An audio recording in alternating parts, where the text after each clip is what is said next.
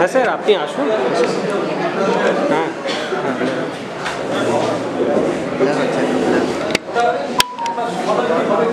Blur जो होगा इसको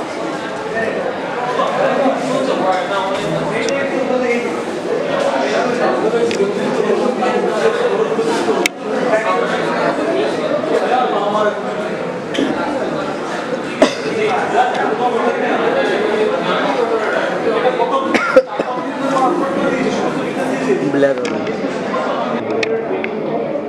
ছোট করলো তো। নমস্কার। Centre for research and presentation of cultural heritage এবং আইএনসি দেশবন্ধু মহাবিদ্যালয় চিত্তরঞ্জনে আয়োজিত 19 শতকের বাংলা ঐতিহ্যের বিনির্মাণ ও ঈশ্বরচন্দ্র বিদ্যাসাগর। আজকের এই আলোচনা সভায় সবাইকে আমি ডক্টর শ্রেয়সী চৌধুরী স্বাগত জানাই। আমাদের মধ্যে উপস্থিত আছেন আজকের প্রধান বক্তা ও সম্মানীয় অতিথি ডক্টর শক্তি সাধন মুখোপাধ্যায়।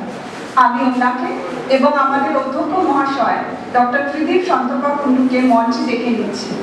আসুন।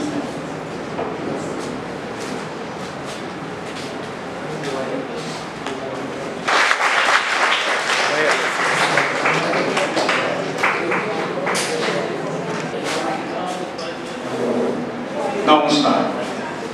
আজকে আমরা এখানে মিলিত হয়েছি একটি মনোজ্ঞ আলোচনা শোনার জন্য এবং তার যে থিম ঠিক করা হয়েছে 19 শতকের বাংলা ঐতিহ্যের বিনির্মাণ ও ঈশ্বরচন্দ্র বিদ্যাসাগর।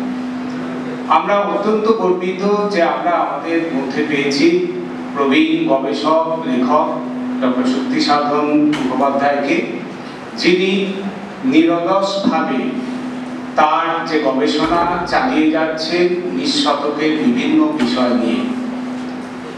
তিনি যে বিষয় নিয়ে তার গবেষণা শুরু করেছিলেন, বিশেষ করে বঙ্গীয় রেনেসাঁ এবং তার যে বিভিন্ন ঘাত প্রতিঘাত, তার সঙ্গে ইতালীয় রেনেসাঁর পার্থক্য মিল ইত্যাদি নিয়ে তিনি তার গবেষণা শুরু করেছিলেন এবং ইতালীয় রেনেসাঁ নিয়ে যে ধরনের চর্চা আমাদের এখানে হয়, তার লেখা বইটি আমাদের প্রায় সকলেরই খুব পরিচিত। এরপরেও তিনি বিভিন্ন বিষয় নিয়ে বঙ্গীয় রেনেসাঁর বিভিন্ন দিক তার প্রতিকৃতি নিয়ে আলোচনা করেছেন। সাম্প্রতিককালে তিনি বিদ্যাসাগর নিয়ে চর্চা করছেন এবং আমরা 26 তারিখ এখানে বিদ্যাসাগর জয়ন্তী স্মরণ করেছি। যদিও এই অনুষ্ঠানটিকে তারই একটা এক্সটেনশন আমরা বলতে পারি। গতকাল আমরা বিদ্যাসাগরের স্মৃতি বিজড়িত যে অঞ্চল কাঠমান্ডার, যেখানে তিনি বেশ মাঝে মধ্যে এসে থাকতেন, কলকাতার যে নাগরিক জীবনের যে জটিলতা থেকে কিছুটা স্বস্তি পেতে তিনি এখানে আসতেন। তো সেই জায়গাটা আমরা সবাই কাল ঘুরে এসেছি। এখন আজকে যে বিষয়টা নিয়ে আমরা চর্চা শুরু করব বিদ্যাসাগরকে নিয়ে চর্চার শেষ নাই। তিনি যখন জীবিত সেই সময় যেমন তাকে নিয়ে চর্চা হয়েছে, সমালোচনা আলোচনা হয়েছে, তার মৃত্যুর পর চর্চা হয়েছে এবং স্বাধীনতার পরে 70-এর দশক থেকে আরেক ধরনের চর্চা বিদ্যাসাগরকে নিয়ে শুরু হয়েছিল এবং সেই চর্চাটা মাঝে মধ্যে আমাদের কিছুটা শঙ্কিত করে তুলত, যেভাবে আমরা বিদ্যাসাগরকে দেখার চেষ্টা করতাম। এখন একজন মানুষকে তখনই তাকে সঠিকভাবে তার মূল্যায়ন করা যায় যখন তাকে আমরা তার সময়ের প্রেক্ষিতে যদি না বিচার করি, তাহলে সেটা এক ধরনের অবিমিশ্রকারিতা হতে পারে। আমরা যারা ইতিহাসের ছাত্র, আমরা একটি বই পড়ে বড় হই, E.H. কারের হোয়াট ইজ হিস্ট্রি। সেখানে তিনি একটা খুব সুন্দর কথা বলেছিলেন যে একজন ঐতিহাসিককে বুঝতে গেলে তার সময়টাকে বুঝতে হবে এবং তার সময়টাকে বুঝতে গেলে সেই সময়ের ধ্যান ধারণাগুলোকে আমাদের জানতে হবে, তা না হলে কোন ইন্টেলেকচুয়াল মিলুতে তার গড়ে ওঠা, তার বড় হওয়া এবং তার যে চর্চা, সেই চর্চাগুলো আমরা কিন্তু বুঝতে পারবো না। কারণ বিদ্যাসাগরকে যদি আমরা বিংশ শতক বা একবিংশ শতকের প্রেক্ষিতে বিচার করতে যাই, তাহলে বোধহয় বিদ্যাসাগরের প্রতি আমরা অবিচার করব। তাকে তার সময়ে, সেই সময়ের যে ঔপনিবেশিক শাসন, তার সমাজ অর্থনীতি, সেই ব্যাকগ্রাউন্ডে তাকে আমরা আমাদের ভাবনা চিন্তা করতে হবে। সেই ভাবনা চিন্তার জগৎ থেকে বিদ্যাসাগর কি করে বিদ্যাসাগর হয়ে উঠলেন, কারণ বিদ্যাসাগর এটাকে যদি শুধু আমরা উপাধি হিসেবে দেখি, বিদ্যাসাগর উপাধি পাওয়া মানুষের অভাব সেই যুগে ছিল না, কিন্তু সবাই বিদ্যাসাগর হয়ে উঠতে পারেন। কারণ এই যে তার সময়ের সংস্কৃত পণ্ডিত কুল থেকে তিনি নিজেকে বিচ্ছিন্ন করে কিভাবে একটা যুগের ভাবনা চিন্তাগুলোকে বদলে দিতে পারলেন, সেই জায়গাটাকে আমাদের ধরার চেষ্টা করতে হবে। এবং সাম্প্রতিককালে বিভিন্ন ঐতিহাসিক দেশে এবং বিদেশে বিদ্যাসাগরকে নিয়ে, তার বিভিন্ন দিকগুলোকে নিয়ে তারা চর্চা করেছেন। সাম্প্রতিককালে অধ্যাপক হ্যাচার বিদ্যাসাগর নিয়ে বেশ কিছু রচনা করেছেন, যেগুলো আমাদের ভাবায়, চিন্তা করায়। কারণ আজকে আমরা এই যে চর্চাটা, কারণ বিদ্যাসাগরকে কোন জায়গাতে আমরা দেখব, বিদ্যাসাগর কিভাবে বিদ্যাসাগর হয়ে উঠলেন, তিনি কিভাবে আমাদের ঐতিহ্যগত সংস্কৃতির চাঠরে তার জন্ম, তার যে পড়াশোনার জগৎটা টোলে এবং সংস্কৃত কলেজে তার করে উঠেছিলেন। কারণ সেই জায়গা থেকে তিনি আধুনিকতার যে রসদগুলো কিভাবে আহরণ করলেন এবং তার জীবনচর্চার মধ্য দিয়ে সেটা ফুটিয়ে তুললেন, এই বিষয়গুলোকে নিয়ে আজ আমরা আবার বিদ্যাসাগরকে একটু ঘুরে দেখব।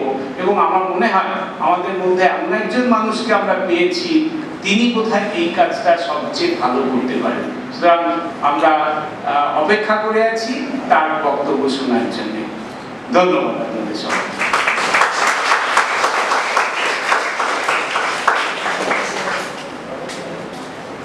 নতুন করে পরিচয় করানোর কিছু নেই। তিনি আমাদের প্রায় সকলের কাছেই পরিচিত একজন গবেষক। তার অন্যতম চর্চার ক্ষেত্র 19 শতকের বাংলা ও বাংলা রেনেসাঁ। তার প্রথাগত পড়াশোনা বর্ধমানের রাজ কলেজ ও বর্ধমান বিশ্ববিদ্যালয়। গবেষণা করেন কলকাতা বিশ্ববিদ্যালয় থেকে। গবেষণার বিষয় ছিল ইতালীয় রেনেসাঁসের আলোকে বাংলার রেনেসাঁ। পড়িয়েছেন জঙ্গিপুর ও খিদিরপুর কলেজে। অবসর গ্রহণের পর বঙ্গীয় সাহিত্য পরিষদের সম্পাদকের দায়িত্ব পালন করেন এবং পরিষদের কাজে এক নতুন জোয়ার আনেন। তার প্রকাশিত গ্রন্থের সংখ্যা 30-এরও বেশি। বিভিন্ন পত্র পত্রিকায় তার অসংখ্য প্রবন্ধ প্রকাশিত হয়েছে এবং আমাদের অশেষ সৌভাগ্য যে তার লেখনী নিরলসভাবে আমাদের সমৃদ্ধ করে চলেছে।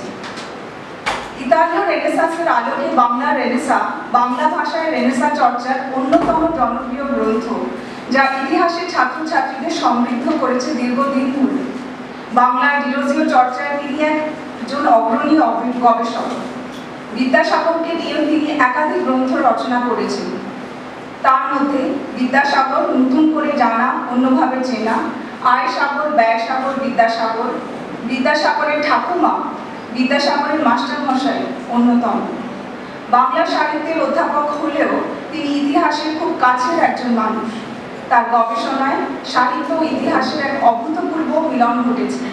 আমরা আশা করব তিনি আগামী দিনগুলিতেও আমাদের এই একইভাবে সমৃদ্ধ করবেন। এবার আমি বক্তাকে অনুরোধ করব তার বক্তব্য রাখার জন্য। আশা করি শোনা যাচ্ছে।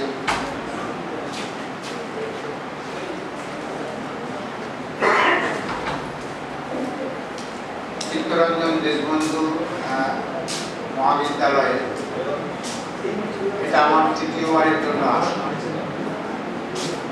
যারা পুরনো অধ্যাপক অধ্যাপিকা আছেন কেউ হয়তো এখনো আছেন যারা আমার আগের আসার সংবাদ তারা জানেন, ছাত্রছাত্রীদের জানার কথা নয়, নতুন তরুণ অধ্যাপক অধ্যাপিকাদেরও যদি তারা জানেন তাহলে তারা শুনেছেন।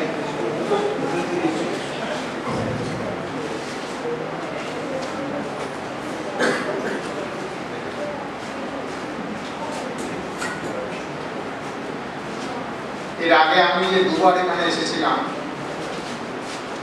একবার ডিরোজিওর ২০০ বর্ষ উপলক্ষে ডিরোজিও সম্পর্কে কিছু কথা বলার জন্য, আর একবার এসেছিলাম সম্পূর্ণ অন্য একটা কারণে।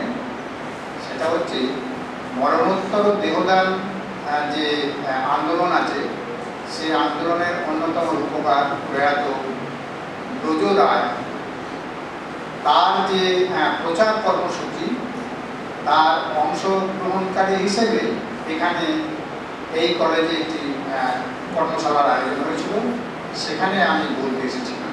এই দুবার আসা, আর তৃতীয় আসা হলো বিদ্যাসাগরকে কেন্দ্র করে। এই অনুষ্ঠানের উদ্যোক্তা যারা, এই কলেজের পরিচালন সমিতি, এই কলেজের অধ্যাপক অধ্যাপিকা, এই কলেজের ছাত্রছাত্রী, এই কলেজের শুভানুধ্যায়ী, সকলকে আমার কৃতজ্ঞতা জানিয়ে যে বিষয়ে আমার বিচার কথা এখানে বলার জন্য বলা হয়েছে, আমি সেই বিষয়ের মধ্যে প্রবেশ করছি। প্রথমত বিষয়টা এরকমভাবে আমার কাছে রাখা হয়েছিল যে ঈশ্বরচন্দ্র বিদ্যাসাগর তো সংস্কৃত চর্চার মানুষ। 19 শতকের বাংলায় বিদ্যাসাগর যে সংস্কৃত চর্চার ভিতর থেকে বেরিয়ে এসেছিলেন, সেই সংস্কৃত বিদ্যার চর্চা 19 শতকে তার চেহারা কি ছিল, এইটা নিয়ে যদি বলি, এটা আমাকে আপনাদের মাননীয় অধ্যক্ষ ডক্টর ত্রিদীপ সন্তপাল কুণ্ডু আমাকে বলেন। তখন আমি বলি যে আসলে সংস্কৃত বিদ্যার চর্চা সম্পর্কে 19 শতকে কি ছিল, সেটা সম্পর্কে খুব বেশি কথা বলার মতো উপাদান আমাদের কাছে নেই। যেটুকু আছে সেটুকুও যদি আমরা এখানে আলোচনার মধ্যে আনি, তাহলে যেখানে গবেষণাপত্র পাঠ করা হয়, সেখানে যেমন একটা নির্দিষ্ট বিষয় নিয়ে খুব ক্লোজ আপে একটা বিষয়কে উপস্থাপিত করা হয়, তাতে কাজ মেটে। কিন্তু যেখানে নানা শৃঙ্খলার অধ্যাপক অধ্যাপিকা, তরুণ ছাত্রছাত্রী তারা উপস্থিত আছেন শ্রোতা হিসেবে, সেখানে বক্তব্যের বিষয় এমন হওয়া উচিত বলে আমি মনে করি। ঈশ্বরচন্দ্র বিদ্যাসাগর সম্পর্কে ইতিবাচক কথা যা আছে, তার একটা সামগ্রিক চেহারা যদি উপস্থাপিত করা যায়, কেননা অনেক সময় নানা কারণে অন্যান্য বিষয়ের প্রতি মনোযোগ থাকার কারণে কোনো একজন ব্যক্তি তার অবদান, সেটা সম্পর্কে আমাদের সব জেনে আমাদের জানা সম্ভব হয় না। সবাই আমরা একটা ক্ষুদ্র প্রকোষ্ঠের মধ্যেই থাকি জ্ঞান চর্চার ক্ষেত্রে, সেক্ষেত্রে আমাদের কিছু দুর্বলতা থাকে। তো সামাজিকভাবে যদি আমরা এমন একটা বিষয়কে নিয়ে আলোচনা করি যে বিষয়টা সকলের কাছেই মনে হবে যে এখান থেকে কিছু পাওয়ার আছে, তাহলে পরে সেইভাবে একটা বিষয় স্থির করা যদি যায়, তাতে অধ্যক্ষ মহাশয় এরকম একটা বিষয় ঠিক করেছেন, ঐতিহ্যের বিনির্মাণ। 19 শতকে ঐতিহ্যের বিনির্মাণ। তাতে প্রথম যে বিষয়টা কথা বলা হয়েছিল সেটাও থাকলো, তার সঙ্গে আরও অন্যরকম কথাবার্তা বলার একটা অবকাশ এখানে আমরা পেতে পারি। আমরা বিষয়বস্তুর মধ্যে প্রবেশ করি। ঐতিহ্যের বিনির্মাণ মানে ঐতিহ্য কি? আমাদের বিদ্যাচর্চার যে ঐতিহ্য 19 শতকে যার ভেতর থেকে ঈশ্বরচন্দ্র বিদ্যাসাগর বেরিয়ে এসেছিলেন, সেই ঐতিহ্যটা ওই প্রথম যে কথাটা বললাম, সেটা হচ্ছে সংস্কৃত বিদ্যার চর্চা। আমাদের দেশে বিশেষ করে হিন্দু সমাজে শিক্ষা দীক্ষার পুরো বিষয়টা গভীরতার দিকে যে বিদ্যাচর্চা ছিল, সেটা কিন্তু সংস্কৃত ভাষা কেন্দ্রিক। সংস্কৃত ভাষার আধারে রক্ষিত নানা রকম জ্ঞান, দর্শনের জ্ঞান, তারপরে জ্যোতিষের জ্ঞান, তারপরে স্মৃতির জ্ঞান, ব্যাকরণের জ্ঞান, সাহিত্যের জ্ঞান, সেগুলো সব সংস্কৃত ভাষার আধারে রক্ষিত ছিল। আমরা যেটুকু সংবাদ পাচ্ছি, সেই ঐতিহ্যের যেটুকু সংবাদ আমরা পাচ্ছি, তাতে আমরা দেখতে পাচ্ছি ঈশ্বরচন্দ্র বিদ্যাসাগর বর্তমানে মেদিনীপুর জেলার বীরসিংহ গ্রাম, আসলে তখন ছিল হুগলি জেলার অন্তর্ভুক্ত, এবং বীরসিংহ তার প্রকৃতপক্ষে মামার বাড়ি ছিল। এক পুরুষ আগে থেকেই তারা, আসলে তিনি বনমালীপুরের মানুষ হওয়ার কথা। বনমালীপুর গ্রামের যে পরিবার, সেই পরিবারের সন্তান তিনি। কিন্তু তার ঠাকুমা দুর্গা দেবী, রামজয় তর্কভূষণের স্ত্রী, তিনি সেখানে নানা রকম পারিবারিক অসুবিধার কারণে বাপের বাড়ি চলে আসেন। সেই কারণে মাঝখান থেকে বীরসিংহ বিখ্যাত হয়ে যায়, বনমালীপুর অন্ধকারে চলে যায়। যাই হোক না কেন, তাদের পরিবারের যে ইতিহাস আমরা পাচ্ছি, সেই পরিবারের ইতিহাসের যে পরিচয় আমরা পাচ্ছি, সেইটা একটুখানি ছুঁলে একটা আন্দাজ হবে যে কীরকম সংস্কৃত বিদ্যার চর্চা ছিল। সেটা হচ্ছে এইরকম যে ঈশ্বরচন্দ্র বিদ্যাসাগর যে পরিবারের সন্তান, সেই পরিবারের 4 পুরুষ যে নাম তালিকা আমরা পেয়েছি এবং তাদের বিদ্যাচর্চার ইতিহাস আমরা পেয়েছি। ভুবনেশ্বর তর্কালঙ্কার, তার পুত্র রামজয় তর্কভূষণ, তার পুত্র ঠাকুরদাস বন্দ্যোপাধ্যায়, তার পুত্র ঈশ্বরচন্দ্র বিদ্যাসাগর। ভুবনেশ্বর তর্কালঙ্কার মানে 4 পুরুষ আগে তর্কালঙ্কার, তারা 5 ভাই ছিলেন। নৃসিংহরাম, গঙ্গাধর, রামজয়, পঞ্চানন, রামচরণ, সবাই সংস্কৃত পণ্ডিত। তাহলে 4 পুরুষ আগে বিদ্যাসাগরের পরিবারের সবাই সংস্কৃত চর্চার বিখ্যাত খ্যাতনামা পণ্ডিত। তারপরে রামজয় তর্কভূষণ তাদের একজন, তাদের পুত্র হিসেবে রামজয় তর্কভূষণ। মাঝখানটা আর্থিক কারণে এবং বাংলার সামাজিক অর্থনৈতিক অবনতির কারণে ঠাকুরদাস বন্দ্যোপাধ্যায়ের সময়টা ছিল তাদের পরিবারের পক্ষে অত্যন্ত সংকটাপন্ন একটা সময়। এই 12-13 বছর বয়সে তাকে অর্থ উপার্জনের জন্য কলকাতায় চলে আসতে হয়। ঠাকুরদাস বন্দ্যোপাধ্যায় সংস্কৃত তার পড়া হয়নি, তার পণ্ডিত হওয়া হয়নি। ঠাকুরদাস বন্দ্যোপাধ্যায়ের যে পুরনো ঐতিহ্য ছিল, সেই পুরনো ঐতিহ্যটা তার সময় রইল না। তিনি ওই বিভিন্ন জায়গায় চাকরি করতেন, 8 টাকা মাইনে পেতেন। 4 টাকা থেকে 8 টাকা মাইনে হওয়াতে তার বিয়ে, এবার ছেলের বিয়ে দেওয়া যায় বলে ছেলের বিয়ে দেওয়া হয়েছিল ভগবতী দেবীর সঙ্গে। যে পড়াশোনাটা ওই 1 পুরুষে হয়নি, সেটা বিদ্যাসাগর পূরণ করে দিয়েছেন তারপরে প্রজন্ম হিসেবে। এবারে এটা হচ্ছে তার বাড়ির পরিবার। উমাপতি তর্ক পঞ্চানন ভুবনেশ্বর তর্কালঙ্কারের প্যারালাল, অর্থাৎ সমসাময়িক। তার মেয়ে হচ্ছে দুর্গা দেবী, অর্থাৎ দুর্গা দেবী রামজয় তর্কভূষণের স্ত্রী দুর্গা দেবী, তার বাবা তিনি সংস্কৃত পণ্ডিত। রামসুন্দর তাদেরই পরিবারে, তিনি সংস্কৃত পণ্ডিত, দুর্গা দেবীর দাদা। এবারে ঠাকুরদাস বন্দ্যোপাধ্যায়ের সঙ্গে যার বিয়ে হয়েছিল ভগবতী দেবী, সেই ভগবতী দেবীর মামার বাড়ি ছিল পাতুল। সেই পাতুলে পঞ্চানন তর্কভূষণ ছিলেন পণ্ডিত। তিনি তার মেয়ের বিয়ে দিলেন গোঘাটে রামকান্ত তর্কবাগীশের, টাইটেলগুলো খেয়াল করবেন, রামকান্ত তর্ক, সংস্কৃত পণ্ডিত রামকান্ত তর্কবাগীশের সঙ্গে। সে পণ্ডিতি করতে করতে, তন্ত্র সাধনা করতে করতে একদম অসংসারী হয়ে গেল। তার ফলে ওই ভগবতী দেবী একে নিয়ে এলো মাকে সহ মামার বাড়িতে পাতুলে নিয়ে আসা হলো। সেখানে তিনি মানুষ হলেন এবং তার মামারা 4 ভাই ছিল। দাদু তো সংস্কৃত পণ্ডিত ছিলেন, 4 ভাই সংস্কৃত পণ্ডিত।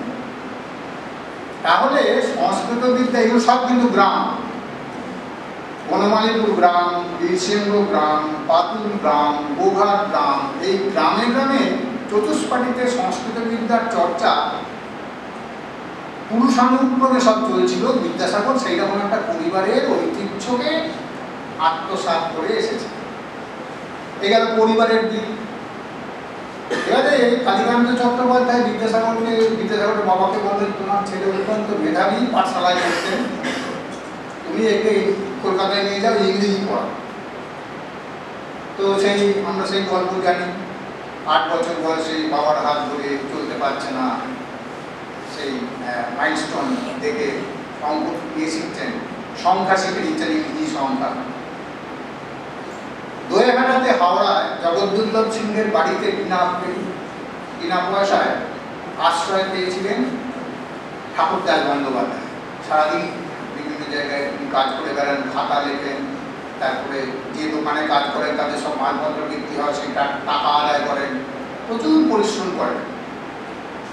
সেই ঠাকুরদাস বন্দ্যোপাধ্যায়ের সন্তান এতে যখন এলেন, দোয়েঘাটাতে এলেন 8 বছর 9 বছর বয়সে, ইংরেজি পড়াও বলেছিলেন কালীকান্ত চট্টোপাধ্যায়, ঠিক সুপরামর্শ দিয়েছিলেন। তখন 1816 সালে কলকাতায় স্থাপিত হয়েছে প্রথম আধুনিক ইংরেজি ধরনের বিদ্যালয়। দেশীয় সমাজপতিরা তাদের বংশলোচনদের, কারণ ইসলাম যুগ নেই, অর্থাৎ মুসলিম যুগ চলে গেছে, আর পার্সি শিখে কোনো লাভ হবে না, তারা সব পার্সি শিখেছে, সব পারস্য পণ্ডিত ছিল। ইংরেজি শেখাতে হবে, তাহলে ছেলেদের ইংরেজি শেখানোর জন্য তারা ইংরেজদের সঙ্গে দহরম মহরম করার জন্য প্রয়োজন। এই প্রয়োজনের খাতিরে তারা নিজেদের টাকা দিয়ে স্থাপন করলেন হিন্দু কলেজ। হিন্দু কলেজ থাকতে হচ্ছে 1816 সালে। 1829 সালে বিদ্যাসাগর আসছেন, 8 বছর বয়স তার, নমস্কার ছিল না, ধীরে ধীরে তখন পড়াচ্ছেন সংস্কৃতি ইংরেজি কলেজে। কিন্তু হিন্দু কলেজে মাস মাইনে ছিল 5 টাকা। যার বাবা 8 টাকা মাইনে পায়, 5 টাকা যদি ছেলেকে মাইনে দিতে চলে যায়, তাহলে সংসার চালাবে কি করে? কাজেই তার ইংরেজি পড়া হলো না। সেই সময়ে কেউ কেউ পরামর্শ দিলেন, গঙ্গাধর তর্কবাদী বলে সরকারকে বললো যে তোমরা আমাদের সাহায্য করো, তোমাদের শিক্ষা বিভাগ, আমাদের কলেজ আমরা চালাতে পারছি না, হিন্দু কলেজ, এখানে ভালো মাস্টারটা ভালো, কিন্তু চুক্তি হচ্ছে এই আমরা যা বলবো সেটাই শেষ কথা হবে। তখন ওই একটা বিল্ডিং, অর্থাৎ সংস্কৃত কলেজ মাঝখানটা, যারা সংস্কৃত কলেজ দেখেছেন তারা দেখবেন, আর দুপাশে দুটো উইং, বিল্ডিংটা ঠিক হয়ে গেছিল, একদিকে সিনিয়র এবং একদিকে জুনিয়র হিন্দু কলেজকে স্থান করে দেওয়া হবে। ঈশ্বরচন্দ্র বিদ্যাসাগর যখন এলেন সংস্কৃত কলেজে ভর্তি হতে, তখন মাঝখানটা একটা পাখি, তার দুটো ডানা মেলা, এই যে উন্নত গৃহ যেটা সেটা সংস্কৃত, সেই মাঝখানে দোতলা বিল্ডিং, আর একতলায় যেগুলো বিল্ডিং, সেই বিল্ডিংয়ে হিন্দু কলেজে পড়ানো হচ্ছে। একটা ফেন্স, অর্থাৎ একটা রেলিং দেওয়া আছে মাত্র। হিন্দু কলেজ, যে বিল্ডিংয়ে হিন্দু কলেজ আধুনিক পাশ্চাত্য বিদ্যার চর্চা হচ্ছে, সেই একই বিল্ডিংয়ের মাঝখানে সংস্কৃত বিদ্যা পড়ানো হচ্ছে। ঈশ্বরচন্দ্র বিদ্যাসাগর সংস্কৃত কলেজে ভর্তি হলেন বটে, তিনি সংস্কৃত পড়লেন বটে, কিন্তু তার দুপাশ থেকে তো উত্তপ্ত হওয়া ধীরে ছাত্ররা, ইয়াং বেঙ্গলরা আসছে, মাদন করছে, ঝড়ের মতো তার তর্ক করছে, সামাজিক নানা রকম বিধিনিষেধের বিরুদ্ধে তারা তর্ক করতে বলছে। পরিচালকরা বলছে না না, এসব এখানে করা যাবে না, আপনারা বেরিয়ে যাও। বিরোধীকে বললেন তুমি আগে আসো, স্কুল ছুটি হয়ে যাওয়ার পর থাকো, কনভার্সেশন এইসব যে আলোচনা চক্র করো ছাত্রদের নিয়ে, তুমি তো 4র্থ শ্রেণীর মাস্টার সাহেব, 1ম, 2য়, 3য় শ্রেণীর ছাত্ররা তোমার অনেক পিছনে যায়। তো সেটাই শ্রীকৃষ্ণ সিংহের বাগানবাড়িতে একাডেমিক রেসিডেন্ট চলে গেলেন। ঈশ্বরচন্দ্র বিদ্যাসাগর যখন 1829 সালে সংস্কৃত কলেজে ভর্তি হলেন 8 বছর 9 বছর বয়সে, সেই সময় তার 4-5টা ঘেরা ছিল ইয়াং বেঙ্গল সংস্কৃতির ওই উত্তপ্ত হাওয়া দিয়ে, বিরোধীয় শিক্ষকতা দিয়ে।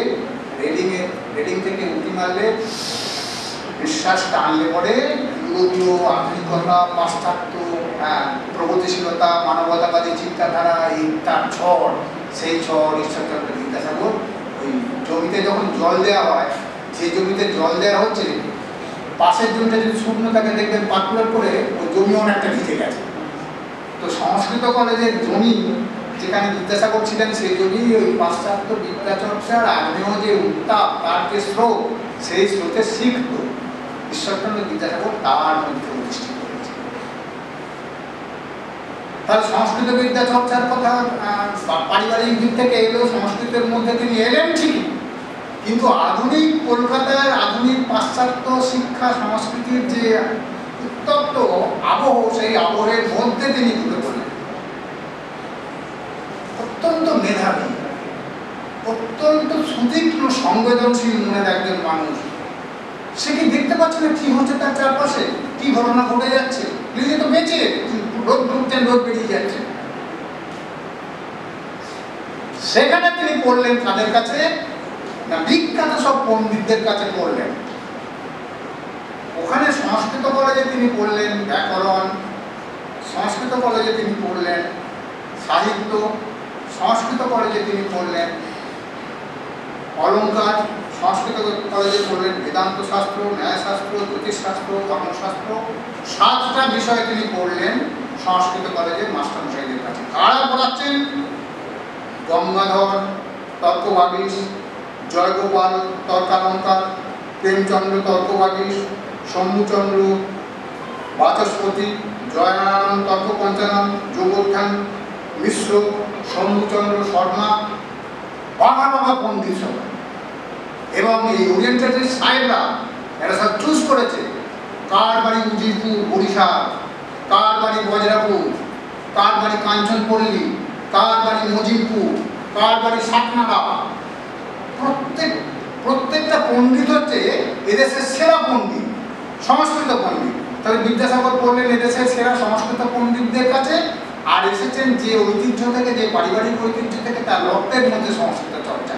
কিন্তু তিনি যে আবহ এবং পরিস্থিতির মধ্যে তার ছাত্র জীবন কাটছে, সেই আবহটা হচ্ছে আধুনিকতা দিয়ে ঘেরা। বিদ্যাসাগরকে বিশ্লেষণ করতে হলে, বিদ্যাসাগরকে চিনতে হলে দুটো জিনিসই বুঝতে হবে। এই দুটো জিনিসই বুঝতে হবে প্রকৃতপক্ষে বিদ্যাসাগরকে চেনার জন্য। এবারে আমরা ঐতিহ্যের ব্যাপারটা, কিভাবে ঈশ্বরচন্দ্র বিদ্যাসাগর কোন জায়গাতে, কোন উৎস থেকে এসেছিলেন এবং কি পরিবেশের মধ্যে ছিলেন, সেটা আমরা বললাম। এবারে আমরা বলবো,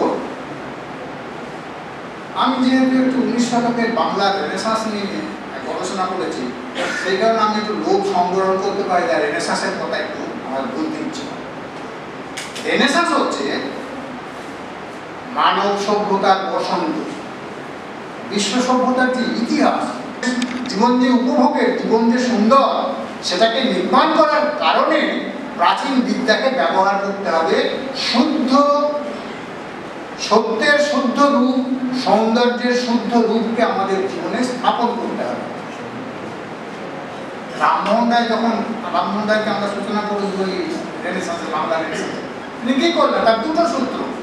একটা হচ্ছে প্রাচীন ভারতীয় বিদ্যার পুনরুদ্ধার, আরেকটা হচ্ছে আধুনিক পাশ্চাত্য জ্ঞান বিজ্ঞান, এটাকে অভ্যুত্থান করা।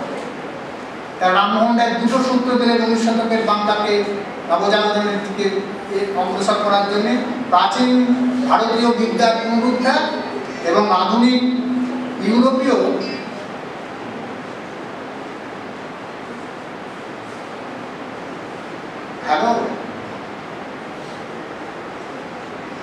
না না, আমি একদম এখন বক্তৃতা দিচ্ছি, এখন পরে কথা বলছি আমার সঙ্গে। আমি চিত্তরঞ্জনে বিদ্যাসাগর নিয়ে বলছি, ঠিক আছে? পরে কথা। তাহলে রামমোহন রায় 19 শতকের বাংলা রেনেসাঁসের দুটি সূত্র দিলেন। একটা, আমি এই উদাহরণটা দিই, একটা কাপড় যখন বোনা হয়, সুতো থেকে যখন কাপড় হয়, তখন দুটো সুতো লাগে, একটা লাগে নম্বর দিকে আর একটা লাগে আড়ের দিকে। অর্থাৎ দুটো সুতোকে একসঙ্গে ঠিকভাবে, ঠিক নির্দিষ্ট শৃঙ্খলা, নির্দিষ্ট নিয়মে যদি বরণ করা হয়, তবে একটা কাপড় হয়। 19 শতকের বাংলা রেনেসাঁসের কাপড় বরণ করা হয়েছিল একদিকে প্রাচীন ভারতীয় বিদ্যার পুনরুদ্ধার, আর একদিকে আধুনিক ইউরোপীয় জ্ঞান এবং বিজ্ঞানের অ্যাকসেপ্টেন্স অফ ইউরোপিয়ান লার্নিং। এইটার সূত্রপাত করেছিলেন ঈশ্বরচন্দ্র বিদ্যাসাগর। তাই রামমোহন রায়, রামমোহন রায়ের দুটো কথা বলে দিই শুধু। রামমোহন রায় কি করলেন না, তিনি উপনিষদের অনুবাদ করলেন। এই যে 5টা উপনিষদের অনুবাদ করলেন, সংস্কৃত বিদ্যার গভীর তলদেশে নেমে তার ভেতরে কি সত্য জ্ঞান আছে, ঈশ্বর সম্পর্কে কি মূল বক্তব্য আছে, এত দেব দেবী, এত আচার আচরণ, শনিবারে কলা খাবে না, বৃহস্পতিবার আকাশের দিকে তাকিয়ে থাকবে, এইসব যেসব পুরোহিতরা বলে, আর স্বামী মারা গেলে পরে তাকে সশরীরে স্বর্গে পাঠানোর জন্য তাকে দাহ করতে হবে, এইসব যে তোমরা বলছো শাস্ত্রে আছে, এই দেখো শাস্ত্র নেই তো। সত্য কি? প্রাচীন ভারতীয় বিদ্যায় যে সত্যের চর্চা হয়েছিল সেটাকে তিনি উন্মোচন করেছেন। এই উন্মোচনের সঙ্গে ওই আমরা আগে বলেছি যে তিনি লর্ড আর্মাসকে চিঠি লিখলেন, ইউরোপীয় জ্ঞান এবং বিদ্যার চর্চা আমাদের ছেলেদের শেখাতে হবে, তার জন্য টাকা দায় করতে হবে, আধুনিকতাকে তিনি আমন্ত্রণ জানাবেন। এই যে revival of our ancient learning and acceptance of European learning, এই দুটোকে একসঙ্গে করার যে সূত্র তিনি দিয়েছিলেন। একটা ফুটবল খেলা যখন হয় তখন বলটাকে যখন সামনের দিকে এগিয়ে যায় তখন দুদিক থেকে দুজন খেলোয়াড় ছুটে যায়, একজন খেলোয়াড় এবং তারা সব বল দেওয়া নেওয়া করতে থাকে, দুজন খেলোয়াড় ছুটে গেলেন ঠিক রামমোহনের পরে, একেবারে গেম, ফুটবল গেম। একজন তার নাম হেনরি লুই ভিভিয়ান ডিরোজিও, আর একজন তার নাম Ishwarchandra Vidyasagar. Henry Louis Vivian Derozio কি করেছেন? ভারতীয় ছাত্রদের মস্তিষ্কে, মননে, হৃদয়ে সঞ্চালিত করলেন ইউরোপীয় জ্ঞানের যে উদ্ভাসিত আলোক, সেই আলোকের মধ্যে তাদের নিয়ে গেলেন। আর প্রাচীন ভারতীয় বিদ্যার মধ্যে কি আছে না আছে, 12 বছর 5 মাস সংস্কৃত কলেজে অধ্যয়ন করার সূত্রে একদম প্রথম শ্রেণীর অতি তীক্ষ্ণ মেধাবী ছাত্র হিসেবে এদেশের জ্ঞানের চর্চায় যে তলদেশ, সেই তলদেশ থেকে রত্নগুলোকে তুলে নিলেন ঈশ্বরচন্দ্র বিদ্যাসাগর। তাহলে দুজন খেলোয়াড়, দুটো ওই রামমোহন রায় যে দুটো সূত্র বলেছিলেন যে একটা হচ্ছে পাশ্চাত্য বিদ্যাকে গ্রহণ করতে হবে, আর প্রাচীন ভারতীয় বিদ্যাকে, ভারতীয় বিদ্যার মধ্যে কি সত্যের চর্চা আছে সেটাকে আমাদের জানতে হবে। একটা চর্চা করলেন ঈশ্বরচন্দ্র বিদ্যাসাগর, আর একটা চর্চা করলেন ডিরোজিও, দুজন পায়োনিয়ার। এই দুজন পায়োনিয়ার তারা যা করলেন, ঈশ্বরচন্দ্র বিদ্যাসাগরের অবস্থানটা 19 শতকের বাংলা রেনেসাঁসের ক্ষেত্রে তার অবস্থানটা কি এটা চিহ্নিত করার জন্য আমি এই পরিপ্রেক্ষিতে কথাটা বললাম। এবার আমরা ঈশ্বরচন্দ্র বিদ্যাসাগর অবস্থানটা আমরা দেখতে পাচ্ছি। রামমোহন রায় বল গড়িয়ে দিয়েছেন, তিনি এক মাঠের এক প্রান্ত গিয়ে দৌড়চ্ছেন, আর ডিরোজিও মাঠের আর এক প্রান্ত গিয়ে দৌড়চ্ছেন।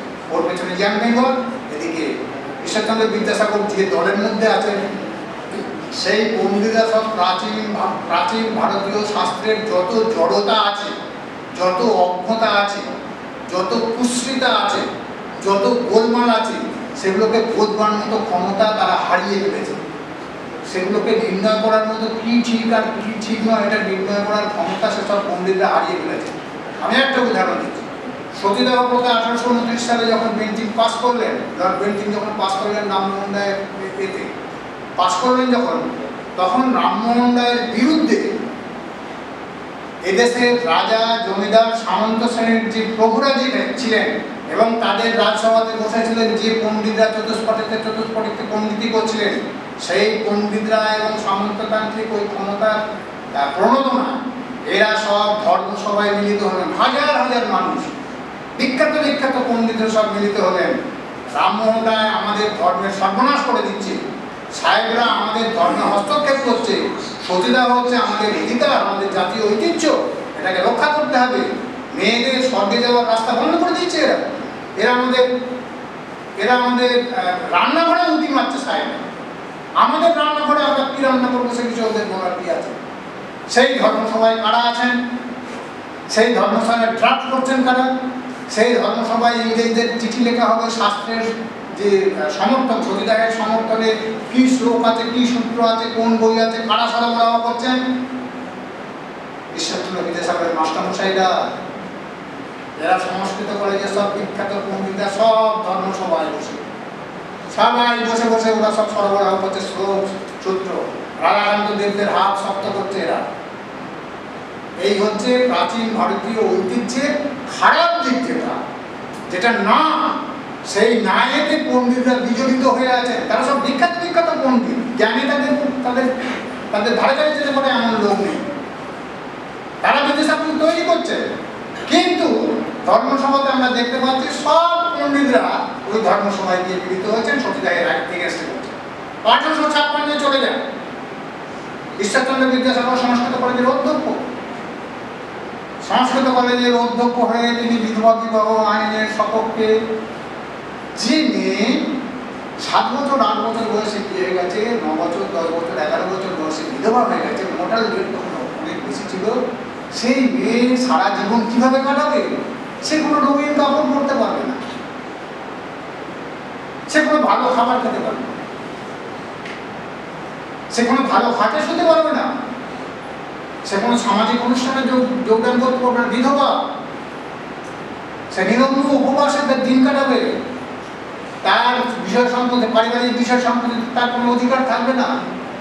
এই অবস্থা থেকে সামাজিকভাবে, পারিবারিকভাবে পুনর্বাসন দেওয়ার জন্য ঈশ্বরচন্দ্র বিদ্যাসাগর মেয়েদের জন্য, তাদের পুনর্বাসন দেওয়ার জন্য বিধবা বিবাহ আইন যখন পাশ করতে নামলেন, তখন চিত্রটা সম্পূর্ণ বদলে গেছে। সব সংস্কৃত কলেজে সব সংস্কৃত পণ্ডিতরা, বাবা সংস্কৃত পণ্ডিতরা সব বিদ্যাসাগরের সঙ্গে। সতীদাহ প্রথাতে যে পণ্ডিতরা ছিলেন সতীদাহের বিরুদ্ধে, বিধবা বিবাহের সময় ম্যাজিক, ঈশ্বরচন্দ্র বিদ্যাসাগরের সঙ্গে আমি দেখেছি। বিদ্যাসাগরের মাস্টারমশাই গ্রন্থে সেসব তথ্য দিয়েছেন। বিদ্যাসাগর কারা কারা কারা পণ্ডিত ছিলেন তারা কে সব, প্রেমচন্দ্র তর্কবাগীশ বসে সেখানে সব তার মাস্টারমশাইরা তার বসে আছে, যারা একসময় সতীদাহ প্রথার সময় ছিল, যে 2-3 মাস্টার ছিলেন তারা সব সতীদাহের বিরুদ্ধে ছিলেন, তারা বিধবা বিবাহের পক্ষে আসছেন। শাস্ত্রে বিধবা বিবাহ পণ্ডিতরা দেখাচ্ছিলেন নেই, বিধবাদের বিয়ে হবে না। বিদ্যাসাগর দেখালেন প্রাচীন ভারতীয় শাস্ত্র অনুসন্ধান করে, পরাশর সংহিতা থেকে শ্লোক দিয়ে ব্যাখ্যা করে প্রথম ট্র্যাক্টস লিখলেন। বিধবা বিবাহ প্রচলিত হওয়া উচিত কিনা এটা বিষয়ে প্রস্তাব বেরোলো। 2000 কপি বিক্রি হয়ে গেল 1 সপ্তাহ 1.5 সপ্তাহে। এমন পরিবেশ তৈরি হয়ে গেছে। এই পরিবেশ তৈরি করেছে, এখানে বলার জায়গাটা ইয়ং বেঙ্গলরা করেছে, পাল্টে দিয়েছে, কনভার্সন চেঞ্জ করে দিয়েছে। ঈশ্বরচন্দ্র বিদ্যাসাগরের হাতিয়ার কারা ছিল? ঈশ্বরচন্দ্র বিদ্যাসাগর কাদের সঙ্গে ছিলেন? ঈশ্বরচন্দ্র বিদ্যাসাগরের সৈনিক কারা? সব ইয়ং বেঙ্গল, পণ্ডিতরা তার সঙ্গে। এই যে পণ্ডিতদের এবং ইয়ং বেঙ্গলদের একসঙ্গে মেলানো, ওই যে সংস্কৃত কলেজের পরিবেশ ঈশ্বরচন্দ্র বিদ্যাসাগর আত্মস্থ করেছেন। আধুনিকতার পাঠ নিয়েছেন তিনি, সংস্কৃত বিদ্যা চর্চা করছেন তিনি, সংস্কৃত বিদ্যার অনুবাদ করছেন, সংস্কৃত বিদ্যাকে তিনি বাংলায় নতুন করে নিয়ে আসছেন, সমাজে তার থেকে সূত্র কিনে নিচ্ছেন। কি না, জীবনের সপক্ষে যান, যেটা ইতালীয় রেনেসাঁস করেছিল। ইতালীয় রেনেসাঁস প্রাচীন বিদ্যার চর্চা করেছিল অ্যান্টনি মালো একটা বই লিখেছেন, foundations of the renaissance in Italy. সেখানে তিনি দেখাচ্ছেন যে প্রাচীন বিদ্যার চর্চা করেছিল প্রাচীনকালে ফিরে যাওয়ার জন্য নয়। কথাটা বলছি এই জন্য যে এখন সব প্রাচীন ভারতীয় ঐতিহ্য, তার গৌরব, তার মহিমা, সেখানে আমাদের ফিরে যেতে হবে বলে যেটা বলা হচ্ছে, রেনেসাঁস মোটেই তা নয়। রেনেসাঁস হচ্ছে প্রাচীন বিদ্যা থেকে সূত্র গ্রহণ করে আধুনিকতাকে শক্তিশালী করতে হবে। এখন আমরা যে ভারতবর্ষে আছি, দুর্ভাগ্যক্রমে সেই ভারতবর্ষে গুরু গোবর সহ যা কিছু আছে খারাপ, সেই খারাপগুলোকে আমাদের নিতে হবে, আর ভালো যা কিছু আছে সেগুলো সব পরিত্যাগ, সেগুলো সব বাদ দিতে হবে। একদম anti renaissance. Rammohan Roy, Ishwarchandra Vidyasagar, Michael Madhusudan, Bankimchandra, Vivekananda, Rabindranath series, এরা যা বলে গেছে সব উল্টো কথা। ওদের নাম ব্যবহার করছে, ওদের ছবি ব্যবহার করছে, যা এটা আমরা সবাই জানেন, আমি শুধু একটু শুনিয়ে দিলাম। তাহলে রেনেসাঁসের মূল সূত্র যেটা ছিল প্রাচীন ভারতীয় বিদ্যার যে জ্ঞান, সেই জ্ঞানটাকে ব্যবহার করতে হবে বাল্যবিবাহের, মেয়েদের বাল্যবিবাহের বিরুদ্ধে। সেই জ্ঞানটাকে ব্যবহার করতে হবে বিধবা বিবাহ প্রবর্তনের সপক্ষে। সেই জ্ঞানটাকে ব্যবহার করতে হবে বহু বিবাহ রদ করার ক্ষেত্রে। ভুবনচন্দ্র বন্দ্যোপাধ্যায়, তার বয়স 50 বছর, বিদ্যাসাগর 133 জনকার একটা তিনি ফিল্ড সার্ভে করেছেন। ফিল্ড সার্ভে করে তিনি দেখিয়েছেন যে সব পণ্ডিতরা কটা করে বিয়ে করেছে। 80টা বিয়ে তার। একটি ছেলের বয়স 21 বছর, 5টা বিয়ে তার, নাম করে দিয়েছেন, কোথায় বাড়ি দিয়েছেন। ফিল্ড সার্ভে শুধু বইয়েতে যা লেখা আছে তা নয়, সমাজে যা লেখা আছে সেটাকে তিনি উদ্ধার করে নিয়েছেন। বলছেন এই দেখো, এই যে বহু বিবাহের সপক্ষে জমিদার রাজা এক গাদা করে বিবি থাকবে বাড়িতে, না হলে কি হয়, পৌরুষটা ম্যাসকুলিনিটিটা কিভাবে প্রতিস্থাপিত হয়।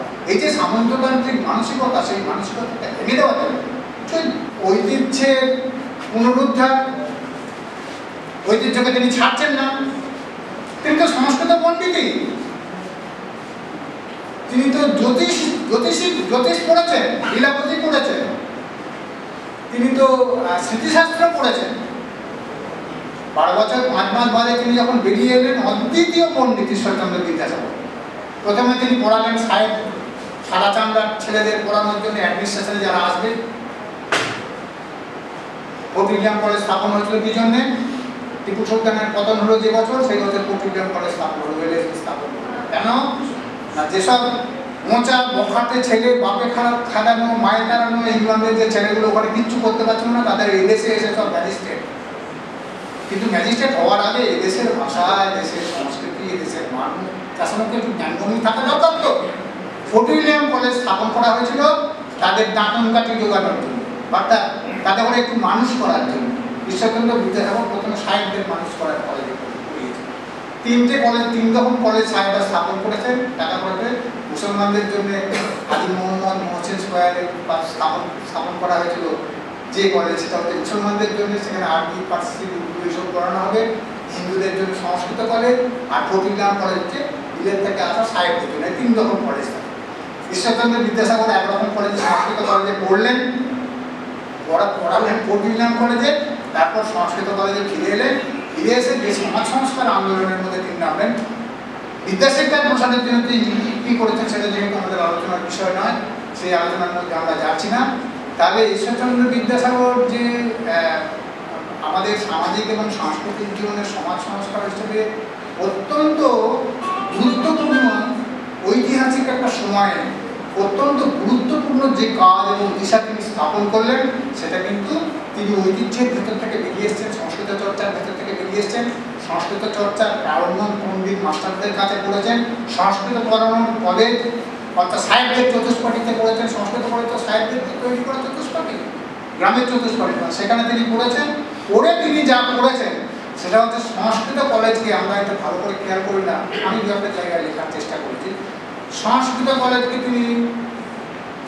কলেজকে তিনি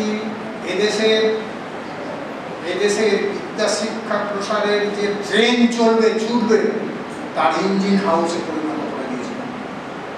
কিভাবে না, সংস্কৃত কলেজে তিনি অধ্যক্ষ হিসেবে 300 টাকা মাইনে পেতেন, আর গ্রামে ঘুরে বেড়াতেন, গ্রামের কোন জায়গায় স্কুল স্থাপন করতে। তখন কিন্তু সিদ্ধান্ত হয়নি। 1853 সালে উডস ডেসপ্যাচ তখনও সাহেবরা তখনও খসড়া করে উঠতে পারেনি। 1854 সালে যে উডস ডেসপ্যাচ এখানে এসে পৌঁছলো, তার আগেই বিদ্যাসাগর গ্রামে গিয়ে সে কোন গ্রামে কখন গেছেন সে তার রিপোর্ট পাঠিয়েছেন, সেই রিপোর্ট আছে।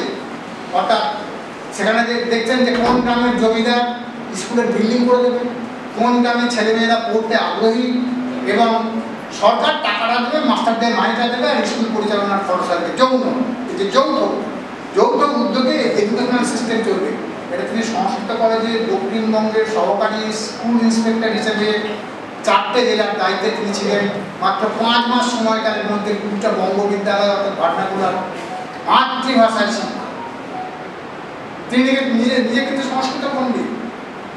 স্কুল স্থাপন করছেন মাতৃভাষায় শিক্ষার জন্য, তিনি গ্রামে স্থাপন করেছেন এবং গ্রামে স্থাপন করেছেন 20টা বঙ্গবিদ্যালয়। কাজ শেষ, তার চাকরিতে স্কুল স্থাপন করার জন্য সরকার বলেছে স্কুল তার খরচ তারা দেবে, হয়ে গেল। এখানে তিনি থামতে পারতেন না। বালিকা বিদ্যালয় 35টা বালিকা বিদ্যালয় তিনি স্থাপন করেছেন মাত্র 6 মাস সময়কালের মধ্যে। গ্রামে একটাও কলকাতায় না, একটাও শহরে না, সব গ্রামে স্থাপন করেছেন। স্থাপন করে সরকারের কাছে সাবমিট করলেন যে এত টাকা তোমাকে লাগে, এত টাকা স্কুল স্থাপন করার জন্য, তার খরচের জন্য 1 টাকা তোমাকে লাগে।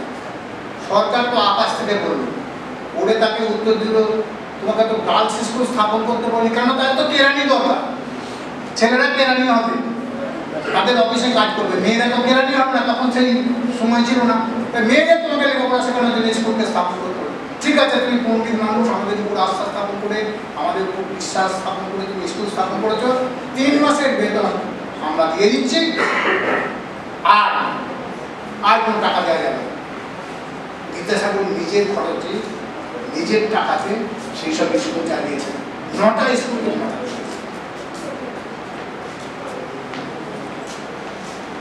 আমি হিসেব করে দেখেছি, আমি এটা নিয়ে সার্ভে করেছিলাম, 88টা বিদ্যালয় ইনক্লুডিং এ কলেজ, এটা ঈশ্বরচন্দ্র বিদ্যাসাগরের মততে তৈরি। বিভিন্ন জায়গায়, কোথাও রাজার সাহায্য নিয়েছেন, কোথাও জমিদারের সাহায্য নিয়েছেন, কোথাও কমনম্যানের সাহায্য নিয়েছেন, সাধারণ মানুষের সাহায্য নিয়েছেন, কোথাও নিজে সাহায্য করতেন। 44টা বালিকা বিদ্যালয়। এটা তিনি করেছেন, কারণ আধুনিক শিক্ষায় মানুষকে শিক্ষিত করতে পারা মানে হচ্ছে এম্পাওয়ারমেন্ট, তাকে শক্তি দান করা, তাকে শক্তিশালী করা। ঈশ্বরচন্দ্র বিদ্যাসাগর যে শিক্ষার আন্দোলন করেছেন এবং সমাজ সংস্কারের আন্দোলন করেছেন, দুর্গতি নাশ করা এবং তাকে শক্তিশালী করা, এই দুটো ব্যাপারই তিনি করেছেন। তার এত বড় হিউম্যানিস্ট, এত বড় মানবতাবাদী মানুষ। আমি ইতালীয় রেনেসাঁস নিয়ে বহুদিন চর্চা করেছি, আমি বইও লিখেছি। There was no বিদ্যাসাগর, কোনো বিদ্যাসাগর সেখানে নেই। গ্রামে গ্রামে কলেজে, সংস্কৃত কলেজের প্রিন্সিপাল হিসেবে গুরু দায়িত্ব পালন করার ফাঁকে গ্রীষ্মকালে যে ছুটি থাকতো, সেই ছুটিতে পালকি করে বর্ধমানের জোগ্রামে, চোখখণ্ড, জ্যোতিরামপুর, রানাপাড়া এইসব ঘুরছেন তিনি। প্রচন্ড গরমের মধ্যে মানুষ চলতে পারে না, স্কুলে আসতে ছাত্রদের মাস্টারদের কষ্ট হয় বলে গরমের ছুটি যে ঈশ্বরচন্দ্র বিদ্যাসাগর করছে। কত মাইনে তার? 300 টাকা মাইনে। দক্ষিণবঙ্গের সহকারী স্কুল ইন্সপেক্টর হিসেবে কত মাইনে পান? আরো 200 টাকা, 500 টাকা। 500 টাকা মানে কি? 16 টাকা যখন সোনার ভরি পোষেনি তখন তার মাইনে কত? 16 টাকা যখন সোনার ভরি, তখন 500 টাকা মাইনে পাওয়া একটা লোক, সে 1 টাকা দামের একটা ধুতি, 12 আনা দামের একটা চাদর, 8 আনা দামের একটা চটি পরে গ্রামে গ্রামে ঘুরে বেড়াচ্ছে স্কুল স্থাপন করা। এইটা আধুনিকতম বেস্ট একটা মডার্ন ম্যানের যে কাজ, সেই কাজটা তিনি করছেন। অথচ তিনি সংস্কৃত ভাষা, সংস্কৃত কলেজ তার চাকরির জায়গা। সংস্কৃত কলেজকে কেন্দ্র করে নর্মাল স্কুল করেছেন। নর্মাল স্কুল কি? টিচারদের ট্রেনিং স্কুল। প্রতি 6 মাস অন্তর 30 জন করে শিক্ষক সেখানে বেরোতে পারবে। সংস্কৃত কলেজের ছাত্র এবং হিন্দু কলেজের ছাত্র যারা মাস্টার হতে চায় তারা নর্মাল স্কুল করবে, 30 জন করে ছাত্র। তাহলে 6 মাস অন্তর 30 জন করে ছাত্র বেরোলে পরে, কারণ ভান্ডারপুর স্কুলগুলোতে উপযুক্ত শিক্ষক দিতে হবে। উপযুক্ত শিক্ষক কে হবে না? যে সাম্প্রদায়িকতা বিমুক্ত, যার মন, বিজ্ঞানসম্মত দৃষ্টিভঙ্গি আর আছে, সংস্কৃত ভাষার দৃঢ় ভিত্তি যে তার শিক্ষার মধ্যে জমা পড়েছে, এবং ইউরোপীয় আধুনিক বিদ্যার যে প্রকোষ্ঠগুলো, সেই অবাক্যগুলো যার সামনে খুলে গেছে, সেই রকম ছাত্রদের তিনি মাস্টার করছেন। টিচার্স ট্রেনিং স্কুল প্রথম বিদ্যাসাগর নর্মাল স্কুল। এবং আমি হিসাব করে দেখেছি, দিয়ে যখন আসে উডস ডেসপাচ যখন আসে, যে তারিখে আসে, তার 17 দিন আগে তিনি নর্মাল স্কুল করার জন্য সরকারের কাছে জমা দিয়েছেন তার প্রস্তাব। উডস ডেসপাচে টিচার্স ট্রেনিং স্কুল করার কথা বলা ছিল, সেটা এসে পৌঁছানোর আগেই বিদ্যাসাগর অনেকে বলেন উডস ডেসপাচ থেকে ঈশ্বরচন্দ্র বিদ্যাসাগর নিয়ে তার কাজ করেছেন। মোটেই না। উডস ডেসপাচ যদি বিদ্যাসাগরকে রক্ষা করতো, সেটা তো গার্লস স্কুল করার কথাও ছিল। ওই বিদ্যাসাগরকে রক্ষা করেনি উডস ডেসপাচ। ইমপ্লিমেন্ট, আইন তো খাতায় লেখা আছে, ইমপ্লিমেন্ট করবে যে তার উপর তো নির্ভর করছে। কি ইমপ্লিমেন্টই হয়নি, গার্লস স্কুল করার কথা ইমপ্লিমেন্ট হয়নি, বিদ্যাসাগর করেছে।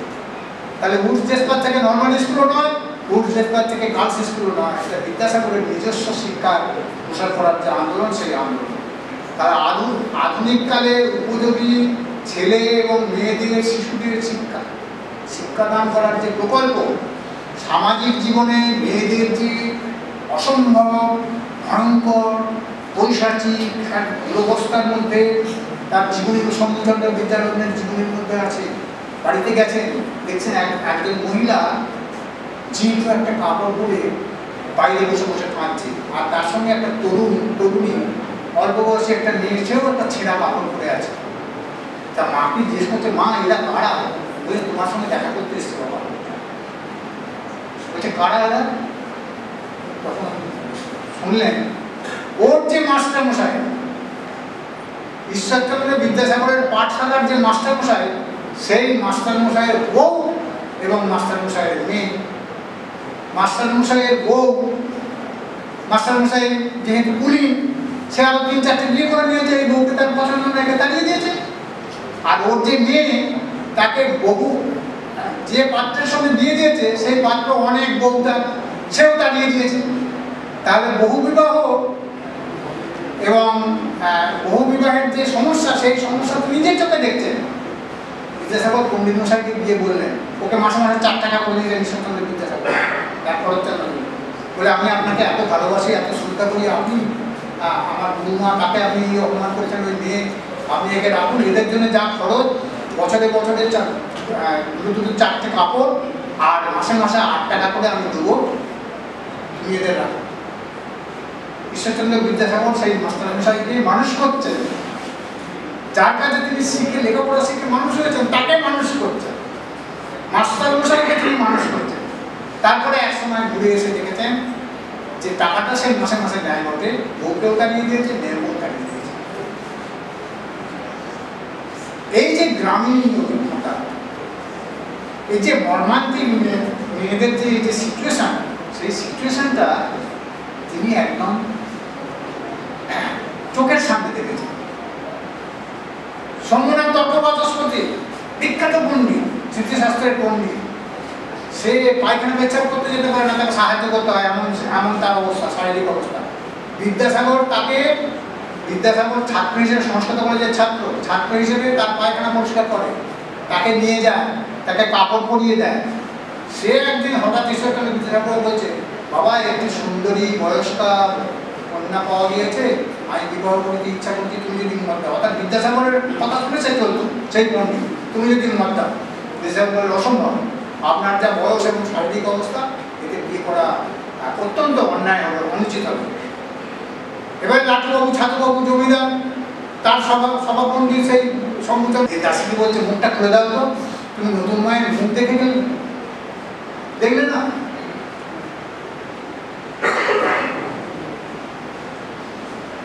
বিদ্যাসাগর চোখের জলে মারতে পারছে। এবং তারপরে ঘটনা হচ্ছে, আমি লিখেছি এটা, তারপরে ঘটনা হচ্ছে তার ঠিক 1 বছরের মধ্যে সেই পণ্ডিতের মৃত্যু। তাহলে বিধবা হয়ে গেল সেই মেয়েটি। সেই ভবিষ্যৎটা ঈশ্বরচন্দ্র বিদ্যাসাগর ছাত্র জীবনে দেখতে পাচ্ছেন। বিধবা বিবাহ প্রবর্তন আন্দোলনের রসদ থেকে পেয়েছেন। প্রেমচন্দ্র তত্ত্ববাগীশ তাকে বলছেন, জীবনীতে লেখা আছে, প্রেমচন্দ্র শাখা পণ্ডিত, বিখ্যাত পণ্ডিত তত্ত্ববাগীশ, ওকে বলছেন যে তুমি কি সব দেশের লোক কি কনভিন্স করতে পেরেছো যে বিধবা বিবাহ করা যাবে? যদি না পারিয়ে থাকো তাহলে কয়েকটি মাত্র নবীন, অর্বাচীন, যেমন বলতে কথা, তাদের উপর ভর করে তুমি এই কাজে অগ্রসর হইবার আগে 10 বার ভাবি। অর্থাৎ ইয়ং বেঙ্গল নয়, তার শক্তি এটা পণ্ডিতরাও জানে। এবং হিন্দু পেট্রিয়ট, সংবাদ ভাস্কর, এসব পত্র পত্রিকায় নিয়মিত ঈশ্বরচন্দ্র বিদ্যাসাগরকে সাপোর্ট সব লেখা হচ্ছে। এবং যখন 56 সালের সেই তারিখে 12 নম্বর বাড়িতে, সুকিয়া স্ট্রিটের বাড়িতে যখন বিধবা বিবাহ হচ্ছে, রামগোপাল ঘোষ ইয়াং বেঙ্গল ডিভিজিয়ন ছাত্র, হরচন্দ্র ঘোষ ইয়াং বেঙ্গল ডিভিজিয়ন ছাত্র, হরিচাঁদ মিত্র ইয়াং বেঙ্গল, তার ভাই নবীন কৃষ্ণ মিত্র, এরা সব ওই যে বড় আসছে, আক্রমণ হতে পারে বড়ের উপর, এরা সব গাড়ির সামনে সামনে হাঁটছে। আর 10 হাত অন্তর পুলিশ দাঁড়িয়ে আছে, 10 হাত অন্তর পুলিশ দাঁড়িয়ে আছে, যাতে কোনো গোলমাল না হয়, যাতে কোনো আক্রমণ না হয়। বিধবা বিবাহ হচ্ছে, পণ্ডিতরা, জমিদাররা যাতে আক্রমণ না করে। পুলিশ দাঁড়িয়ে আছে কি করে? ডিভিজিয়ন ছাত্র হরচন্দ্র ঘোষ তখন পুলিশ ম্যাজিস্ট্রেট, সে ডেপুট করেছে। ইয়ং বেঙ্গল ছাড়া বিদ্যাসাগর নয়। অর্থাৎ আধুনিক বিদ্যার চর্চা এবং সেই দর্শনকে যারা গ্রহণ করেছে, তারাই বিদ্যাসাগরের শক্তি। তাদের উপর ভর করেই তিনি অগ্রসর হয়েছেন। সমস্ত ইয়ং বেঙ্গলের সঙ্গে ঈশ্বরচন্দ্র বিদ্যাসাগরের সঙ্গে সম্পর্ক ছিল। রেভারেন্ড কৃষ্ণমোহন ব্যানার্জি থেকে আরম্ভ করে রসিক কৃষ্ণ মল্লিক, শিবচন্দ্র দেব থেকে আরম্ভ করে তাদের জীবনীতে প্রত্যেক জায়গায় আমরা দেখতে পাই ঈশ্বরচন্দ্র বিদ্যাসাগরকে তারা তার গুরুর মতো মানে। তাহলে প্রাচীন ভারতীয় বিদ্যা চর্চাকারী একজন সংস্কৃত পণ্ডিত ইয়ং বেঙ্গলরা তাকে এত ভালোবাসে কেন? ভালোবাসে এই জন্যে যে জীবনের স্বপ্ন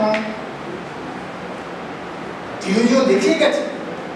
আধুনিক সভ্যতায়, ইউরোপীয় সভ্যতায় যে জীবন প্রস্ফুটিত হয়ে আছে, সেটাকে যদি রূপদান করতে হয় তাহলে এদের সঙ্গেই থাকতে হবে। ঈশ্বরচন্দ্র বিদ্যাসাগর বলেছে, বলা যায় অনন্ত কথা, অজস্র কথা। এই মোটামুটি একটা ধারণা আমি দিলাম। প্রাচীন ঐতিহ্যকে তিনি নিয়ে তিনি আধুনিককে কীভাবে নির্মাণ করলেন সেই ইতিহাসের কথা। ঈশ্বরচন্দ্র বিদ্যাসাগরের মতো আধুনিক মানুষ আমাদের সভ্যতার ইতিহাসে 19 শতকের সভ্যতার ইতিহাসে আছে। রামমোহন রায়ের যে বিদ্যা ছিল, রামমোহন রায়ের যে জ্ঞান ছিল, রামমোহন রায়ের যে চর্চা ছিল, ঈশ্বরচন্দ্র বিদ্যাসাগর একটা ছেলে মানুষ। রামমোহন রায় পার্সি জানে, রামমোহন রায় আরবি জানে, রামমোহন রায় উর্দু জানে, রামমোহন রায় হিন্দি জানে, রামমোহন রায় গ্রিক শিখেছে, রামমোহন রায় হিব্রু জানে, রামমোহন রায় সংস্কৃত জানে। 8টা থেকে 10টা ভাষায় পণ্ডিত। ইউরোপের কোথায় কি হচ্ছে না হচ্ছে সমস্ত তার নবদর্পণে, কোথায় ফরাসি বিপ্লব হচ্ছে, কোথায় পতাকা উঠছে, কোথায় স্পেনেতে সংবিধানের সঙ্গে আন্দোলন হচ্ছে, সমস্ত তার টাকা সমস্ত খবর জানে। তথাপি রামমোহন রায় যার সূচনা করে দিয়ে গেছেন তার যোগ্য উত্তরসূরি হিসেবে অদ্বিতীয় মানুষ ঈশ্বরচন্দ্র বিদ্যাসাগর। একটু কাঠমান্ডারের কথা বলুন। কাঠমান্ডার গিয়েছিলাম মাননীয় অধ্যক্ষ এবং এই পরে আগে আমি এসেছি অন্য কাঠমান্ডার থেকে গিয়েছিলাম, এখন আড়াই রকম কাঠমান্ডার থেকে ভালো এবং মন্দ দুই আছে।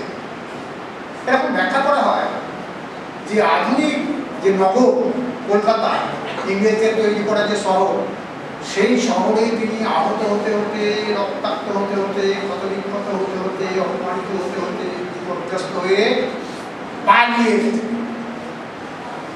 কারমাটারে তিনি পালিয়ে এসেছিলেন।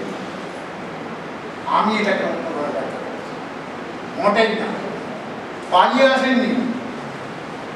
সংস্কৃত প্রাচীন ভারতীয় বিদ্যার মধ্যে যে জীবনের সত্য সূত্রগুলো আছে সেগুলোকে তিনি যেমন বইয়ের পাতায় পেয়েছিলেন, তেমনি মানুষের সভ্যতার যে ইতিহাস, সেই ইতিহাসের মূল মৌলিক ফান্ডামেন্টাল সরলতা, স্বচ্ছতা, স্বাভাবিকতা, সুন্দর যে জীবন আছে সেটা হচ্ছে আদিবাসী জীবনযাত্রার মধ্যে আছে। সাঁওতাল পরগনায় তিনি বাড়ি কিনেছিলেন, দেওঘরে বাড়ি দেখেছিলেন, টাকার জন্য হোক বা যে কোনো কারণে হোক পছন্দ হয়নি। এক সাহেবের কাঠ কাটা, এক সাহেব মানে কাঠ কাটতে ম্যালেরিয়া মারা যায়, তার বিধবা স্ত্রীর কাছ থেকে ওই জায়গাটা কিনে নন্দন কানন, নাম বিদ্যাসাগরের, নন্দন কানন তিনি স্থাপন করলেন কি জন্যে না, আদিম জীবন, সহজ জীবন, সরল জীবন, স্বাভাবিক জীবন যাদের মধ্যে স্পন্দিত হয়েছে, মাটি যদি পোড়ানো হয় সে আর মাটির সঙ্গে মেশে না। যেখানে মাটির বাড়ি আছে ভেঙে আবার সেখানে মাটির বাড়ি হতে পারে, কিন্তু ইটের বাড়ি যেখানে আছে ভাঙলে পরে সেই জায়গাটা পুরো সব পুড়ে বার করতে হবে, বার করে ফেলে দিতে হবে, তবে সেখানে পানি। কলকাতার মানুষরা পুড়ে ঝামা হয়ে গেছে, ইট হয়ে গেছে। স্বাভাবিক জীবনের যে স্বাচ্ছন্দ্য, যে স্বাভাবিকতা, বিদ্যাসাগর কিন্তু বজায় রেখেছিলেন। ওই দুটি কমন ম্যান, সাধারণ মানুষ, তার যে জীবনযাপনের মান, তার চেয়ে উপরে তিনি জীবনযাপনের মানকে কমে উঠতে দেননি। উড়ে গেয়ারা যে ধুতি পরে ঈশ্বরচন্দ্র বিদ্যাসাগর সংস্কৃত পণ্ডিত, কিন্তু বলিউড শুটিং করতেই পারে কমপ্লিট ম্যান হওয়ার জন্য লাগেনি ঈশ্বরচন্দ্র বিদ্যাসাগরের বলিউড শুটিং। তিনি তো প্রাসাদ তৈরি করতে পারতেন, বাড়ি কোথায় 9টা বাড়িতে তিনি থেকেছেন, বাড়ি পাল্টে ভাড়া বাড়িতে। কলকাতায় বাড়ি করেননি, বীরসিংহে।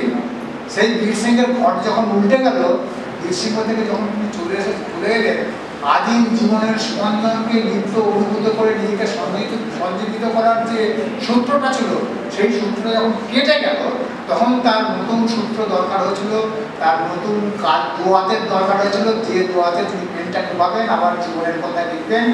কারমাটা হচ্ছে আদিম মানব জাতি অধ্যুষিত সরল স্বাভাবিক জীবনের সেই দোয়াত, যে দোয়াতে পেন না ডুবালে বিদ্যাসাগর মেট্রোপলিটন কলেজ স্থাপন করতে পারবেন না, তার বইগুলোকে রক্ষণাবেক্ষণ করার জন্য বাড়ি তৈরি করতে পারবেন না, তাকে সেখানে আসতে হবে। এটা তার পালিয়ে আসা নয়।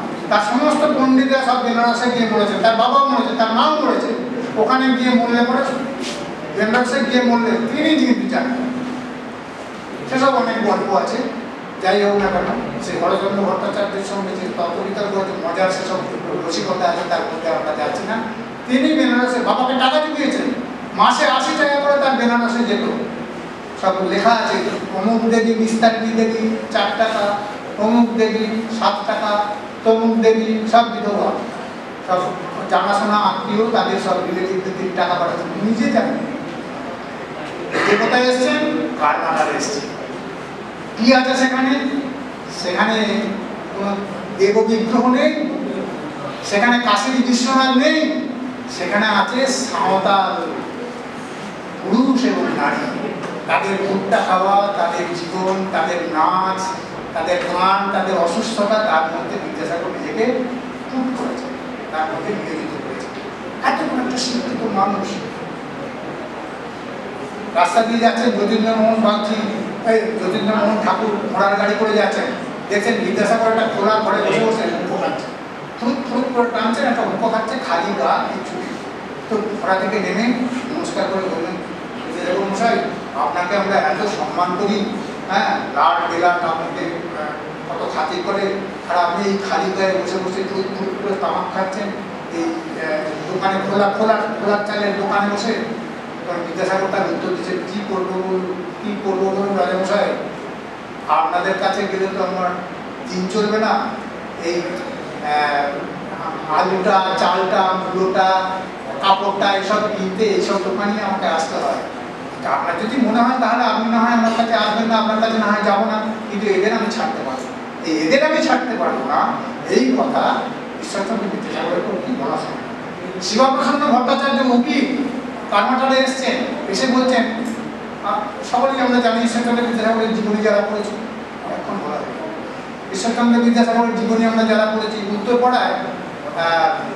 উত্তরপাড়ায় মেমের সঙ্গে মেডিকালটা ঘোড়ার গাড়িতে করে যেতে যেতে ঘোড়ার গাড়ি অ্যাক্সিডেন্ট হলো, উল্টে পড়ে গেল, ঘোড়ার পা বসে গেল তার বুকের উপর, 1866 সাল, এবং তার যখনই তুলতে গেল, তারপর থেকে তার কিছু হজম হতো, তিনি ওই বেলের ছোট বাড়ি এইসব খেতেন, কোনো কিছু তার হজম হতো। সেই ঈশ্বরচন্দ্র বিদ্যাসাগর কারমাটালে এসছেন, পশ্চিমে যাওয়া, অর্থাৎ স্বাস্থ্য, জল ভালো, হাওয়া ভালো, এখানে থাকলে তো স্বাস্থ্য ভালো থাকে, ঠিকই তো, ঈশ্বরচন্দ্র বিদ্যাসাগর সেই জন্য এসেছেন। তো ওকে বলছেন যে আপনি নিশ্চয়ই এখানে এসে, কলকাতা থেকে এখানে এসে ভালো আছেন তো? তখন ঈশ্বরচন্দ্র বিদ্যাসাগর বলছেন, না।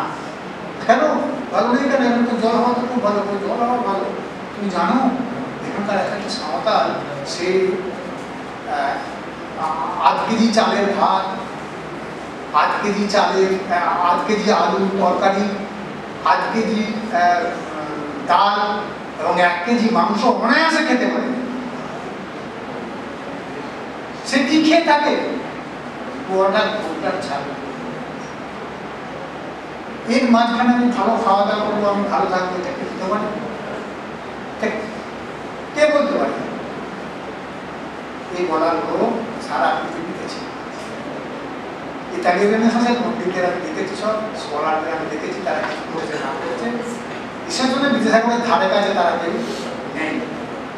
যাই হোক, কেন ঈশ্বরচন্দ্র বিদ্যাসাগরের ওই নির্মাণের প্রসঙ্গে মানুষটা কেন, সেটার কথাও একটুখানি বলা দরকার। সেটা বললাম যে ছেলেমেয়েরা এতক্ষণ আমার বঙ্গবাণী শুনেছ, তাদের ধন্যবাদ। মাস্টারমশাইকে, সত্যশক্তিকে নমস্কার, এবং আরেকদের সকলকে শুভেচ্ছা এবং ভালোবাসা দিয়ে আমার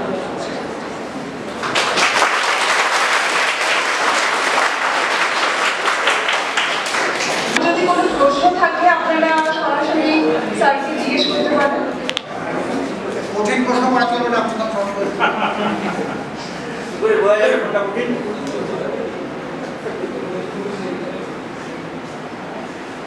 আবার কি